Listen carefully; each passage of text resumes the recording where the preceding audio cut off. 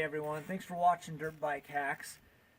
We make videos for beginners getting started in dirt biking and maybe parents who are needing a hint or two to help their kids get started. Hopefully we can make things a little bit easier for you. Today I'm going to go through servicing this bike, and to get it ready for spring riding it needs quite a bit of stuff, but it'll be too long for one video, so I'm going to break it up into several videos. But you can see my rear tire is pretty much gone. I'll need to put a new tire on. My chain and sprockets are getting worn pretty bad. I've got new chain and sprockets for that. But every spring I like to change the oil and filter and clean the air filter. So that's what we're going to do today. I'm going to show you how to do that. Before we get started on the oil part of it, I like to get started on the air cleaner part, and I'll explain why. So to do that, we need to remove this seat first. And it's pretty simple. It just takes a 10mm socket here. So those are both out, and then you just take the seat and slide it off like that. Just set it out of the way for now, and then you have the air cleaner perfectly exposed here, and it's just held on by one long wing nut bolt, it looks like. You unscrew that,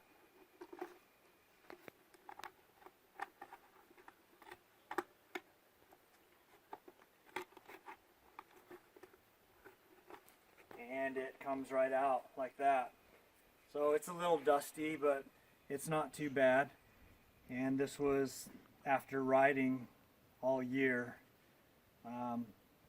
With a lot of small kids, we don't get out too much aggressive riding, and we certainly don't do very much dusty riding. So that's why it's not too dirty. But you want to take just the foam part off of this housing. Leave that there, and I'll show you what I do to clean it.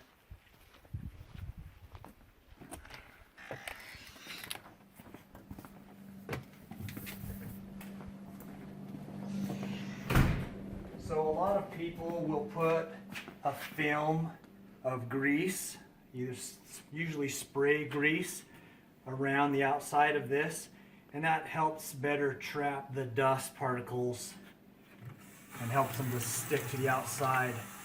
I don't discourage that, but personally I don't do it, simply because, like I said, we don't do a lot of dusty riding. We just don't get into light dirt and dust all that much, so I just haven't seen a need for it. Also, just from my personal experience in the past, when I have sprayed on that tack that helps trap the dust and grease, I've actually noticed a slight decrease in power, and I think that is because you're in essence you're coating this air filter. You're kind of plugging it up, preventing airflow from getting into the motor. I think you're a little bit preventing the engine from breathing as well as it can, and so I can notice a little bit of a drop in power when you do that. Yes, it probably protects it somewhat, but I've never burnt through rings or had to rebuild an engine because I didn't put oil on the outside of my filter. So I just prefer doing it this way. We'll just run some hot water here, get this filter soft and wet. Take some regular old dish soap, squeeze it on there, and then just start working it around and in. Just working out the dirt and dust that's in there. Like I say, ours are never really bad, but if yours is really bad, you'll need to spend a little more time on it. And if you do have that tack spray on the outside of it, that may require you to soak it in a solvent tank or perhaps gasoline to help break down that sticky, greasy tack, that film on the outside. And then once that's off, then you can do this step, just getting it all good and lathered up and working the dust and dirt out of it. Once that's done, and you'll rinse it thoroughly. Let it soak up with water, squeeze it out, let it soak up. Just get all of that soap out of there so you don't see any more suds. Alright, squeeze it out the best you can. And then I just kind of wad it up in my towel here. Kind of squeeze it a few more times, helping that towel to soak up a little bit more water. Okay? Looks like new. Alright, let's go back outside.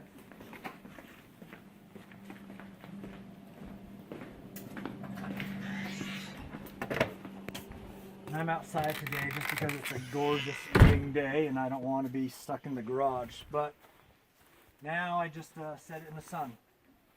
That's why I start with that first, because you don't want to put a wet air filter back in your bike. So we'll just leave that there, let the sun continue to dry it out thoroughly, and then we'll continue on the rest of the service here. So this is an 09 Honda CRF 450R. It's an awesome bike. Yeah, it's a few years old, but it has some pretty cool features. It came stock with the steering dampener up front here. The first year of the CRF to have fuel injection, which makes it nice. And a few things have been done to it to make it a little bit more forgiving for trail riding, which is what I do mostly. It has reworked front forks on it.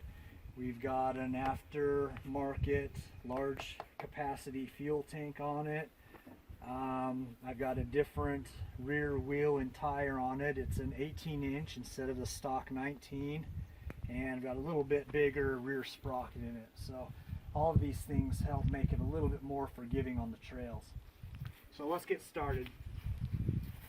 Changing the oil here. This particular bike, and many of the newer bikes are like this, but this has actually two different chambers to hold oil. And so we've got to drain both chambers.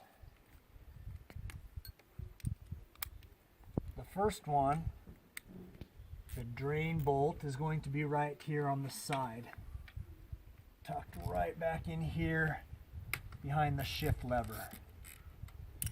We're going to loosen that, pull that out, and allow that oil to drain out.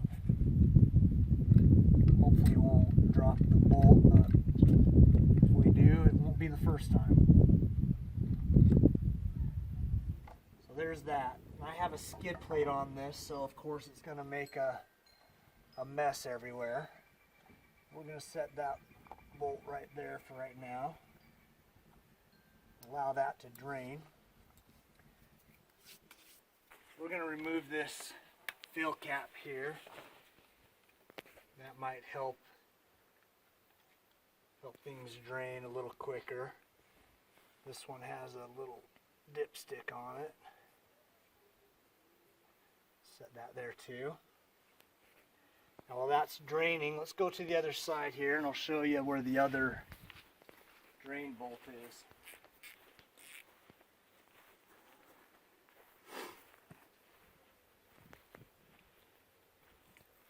Well, so you can kind of see it. It's actually right here.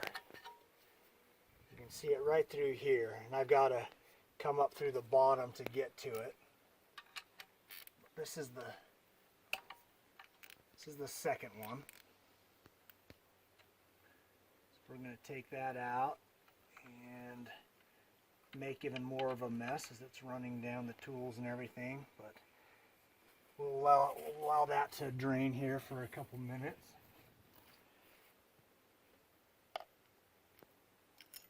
In the meantime, I'm just going to clean up these bolts.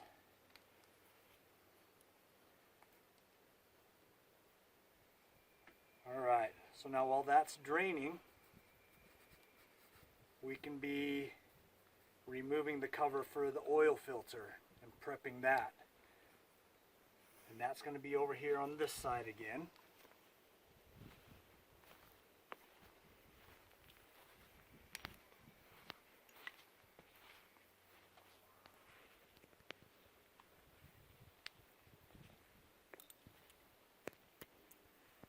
Alright, so here's our cover. That's where the oil filter is housed. Clean that off a little bit so I don't chance anything getting inside the motor. Okay, you just want to remove these two 18 or 8mm bolts here.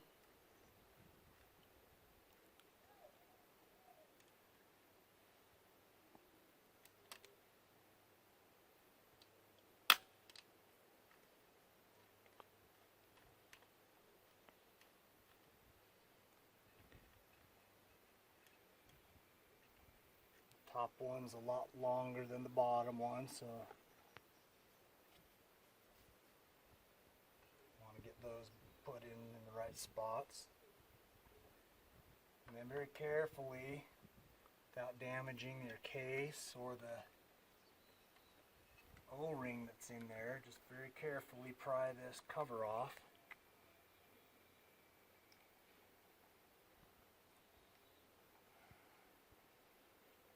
And it comes out just like that. There's a little spring here. That does not come with your new filter, so don't lose that. Don't let it drop into the oil pan. We'll need to put that back. Okay. That's the little air filter there. And you can see there's a difference. We've got a gasket on this side. That's going to fit on the inside of that cover just like that.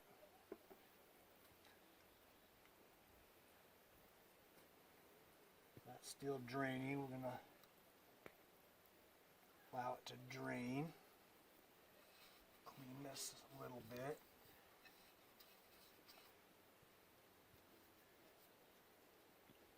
Oil got fairly dirty. Here I'm just cleaning up the inside of this cover, cleaning that O-ring, inspecting the O-ring, making sure that it's not broken or cracked. Also cleaning that spring.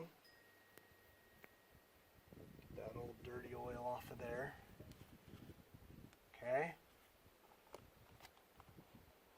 Here's our new filter. I picked this up from Rocky Mountain ATV. I buy most of my dirt biking supplies from them. They're a great company, great to work with, good customer service, good shipping, and their prices beat pretty much everyone else that I've come in contact with. So, brand, you know, you might have your favorites. To me, it doesn't matter a whole lot. I think I just chose the least expensive one. This happens to be Neutron. I've used them before and they've been just fine, so we'll stick with them. As far as oil, I might get some negative feedback about this, but I'll kind of explain to you why I just use this. As you are aware, this is just Walmart oil, right? Probably the cheapest you can buy anywhere. I know people have their favorites. Some people probably swear by Valvoline, Pennzoil, Castrol, you know, whatever. Years ago I worked at an auto parts store, and they had us take several courses to help us with the job, and one of them was all about oils and how they're made, their chemical composition, the processes they go through, the inspections, and everything about it. And during that course I learned that most oils, other than their outward packaging, they're all the same. They're Very, very similar. In fact, I was told by someone that Walmart oil is actually Pennzoil. Whether it's Pennzoil, whether it's Valvoline, whether it's something totally different, I really don't care. The most important thing that I learned in that course, though, was to look on the back here. Okay, this is where you're gonna to find out whether or not your oil is quality or not, and that's by looking for this seal here by the American Petroleum Institute. This seal, if you see this seal on your oil, in my opinion, regardless of what the name says on the front, this will tell you that it's gone through the American Petroleum Institute. They've done all their tests and they've approved it. They've approved it for use in motor vehicles.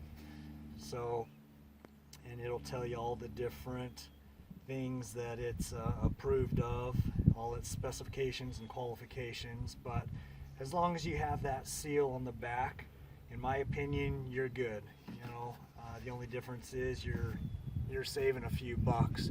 I've used this for years in vehicles, cars, trucks, and high revving dirt bikes, and I've never had an issue with it altogether.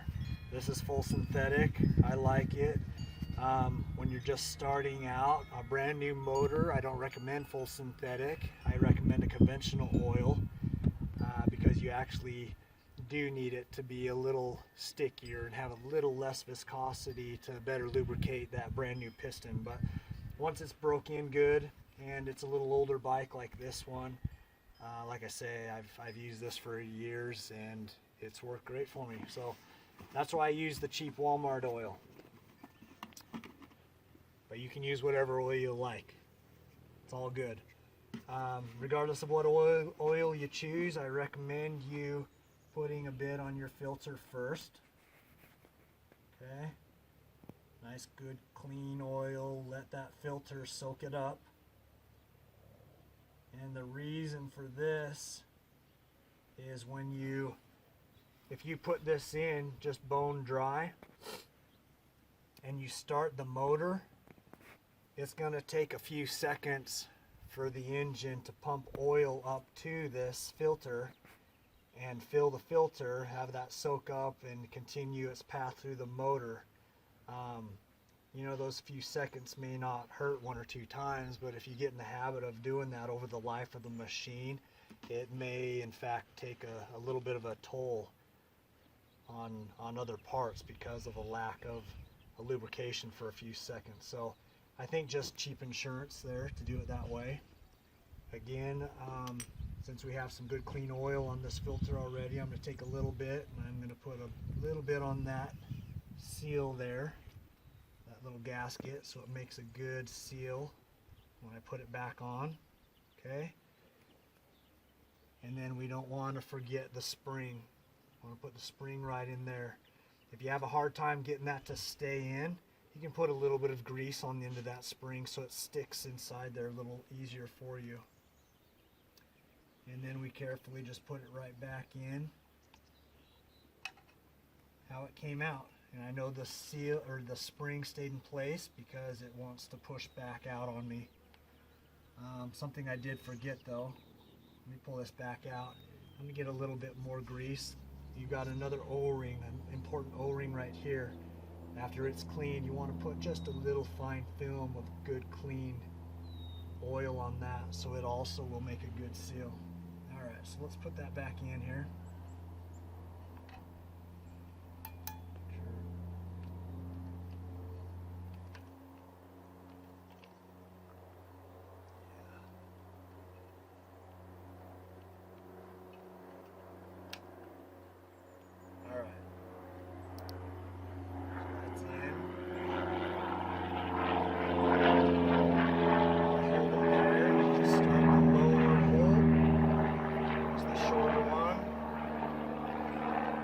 That to where it just bottoms out, so it'll hold that cap on there for me. And now I can get the top bolt started there. Now if you're very new to this, you're gonna want to get you an owner's manual.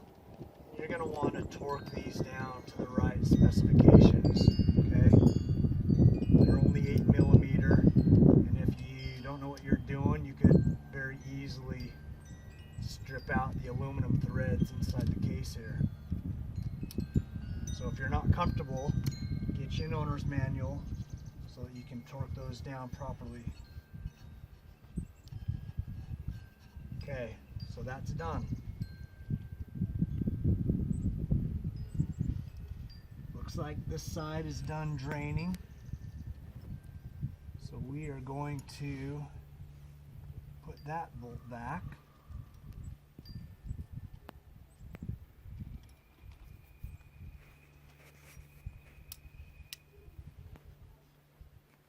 And that was the longer one here. So we'll feed it back there.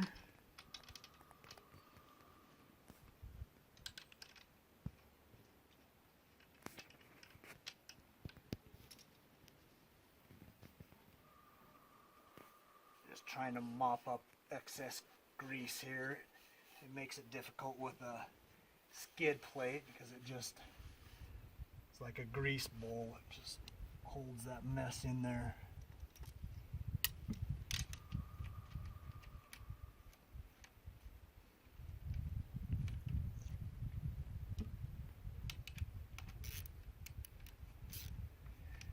Get that snug down.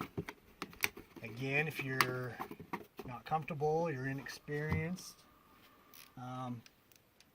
get an owner's manual so you can get this torque right on these nuts, or these bolts, excuse me. You do not want to strip those off. Alright, that one's in. We're going to go to the other side and put the last one in here.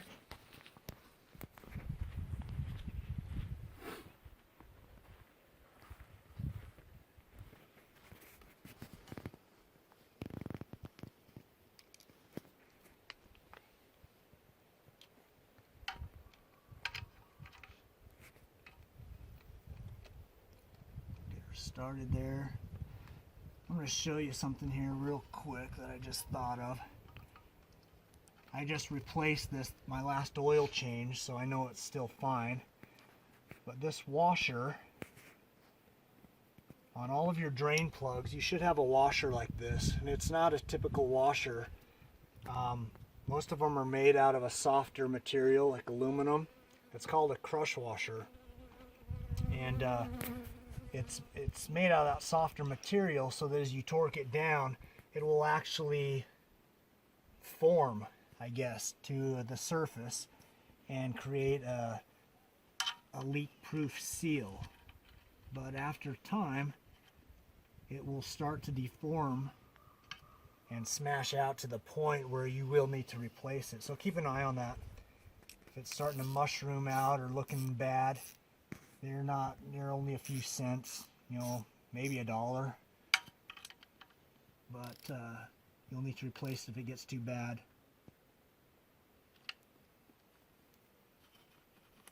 Get that tightened down, snug, or torqued.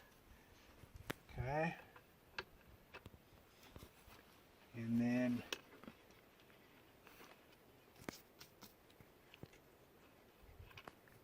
we actually got two places here that we can fill it. It has two different chambers. So this engine,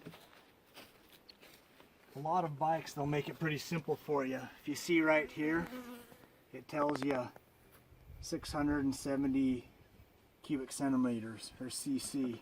Most bikes will say ml for milliliters.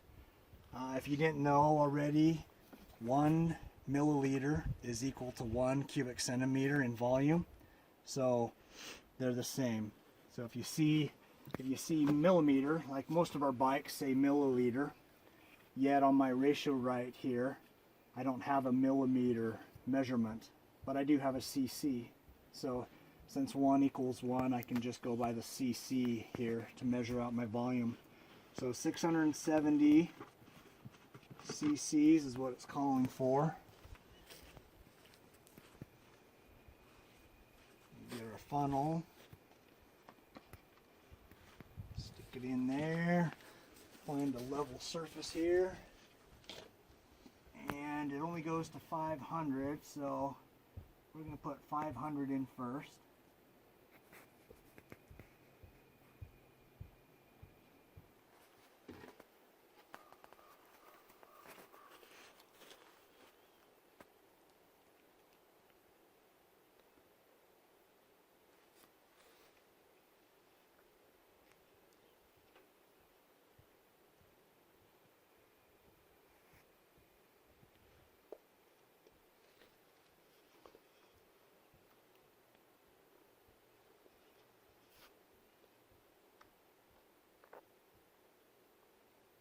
And with that in, we just need another 170 cc's of oil here.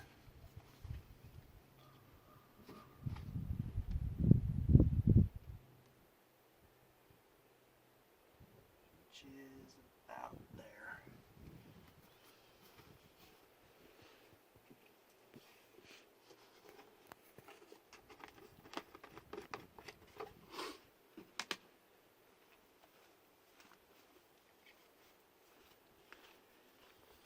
Dumped in there.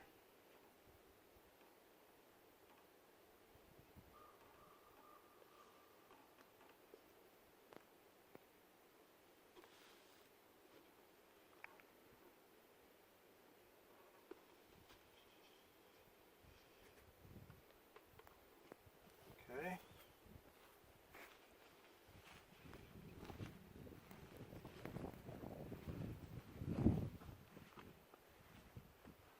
That cap back on here.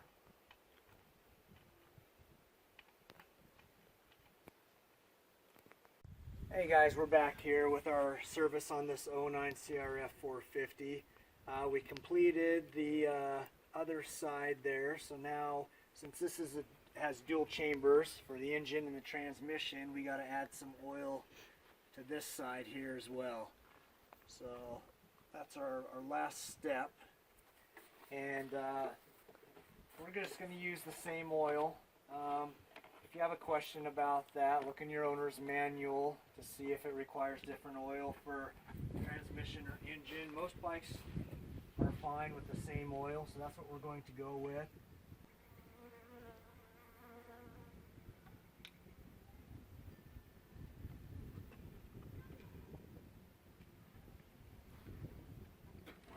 Alright, there's 500. So we take that out, and remember this side came with a little dipstick. We're going to just hold it up level and see where that's at. I mean, it's hard to see, but it is a little bit low. So I just wanted to kind of see exactly where it was at. So we'll go ahead and put in the rest of it here. Looking for 170 cc's.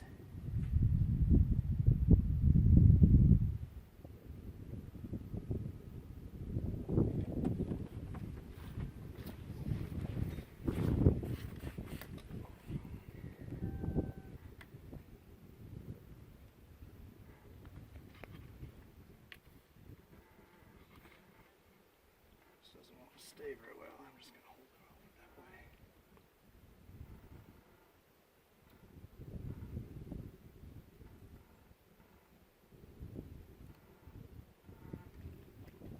Okay.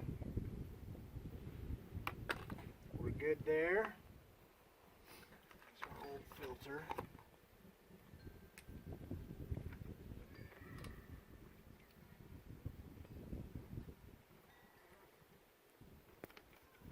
That cap back on, and the oil part is done. Okay, now our air filter over here should be good and dry, and it is, so we can put that in, and it's fairly simple. You just kind of follow the steps in reverse. You want to kind of put that on there.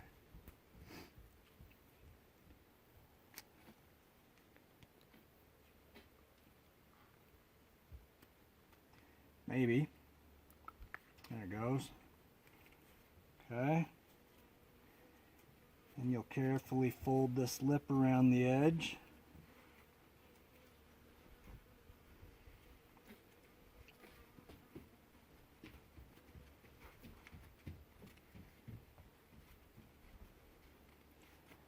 And this one has a little tab here. Once you get it on there properly,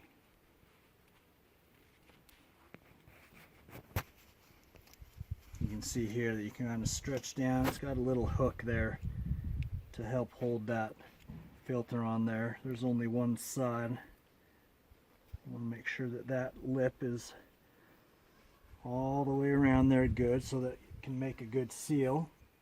Okay, and we'll feed it back down there. And it does need to go in a certain way.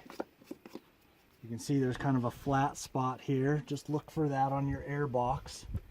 Make sure that you get it in the same way that it came off. There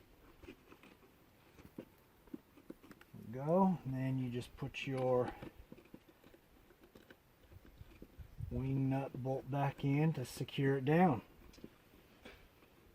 Alright, after that you just throw the seat back on and you're ready to go. You're ready to rock and roll. So hopefully that helped a little bit.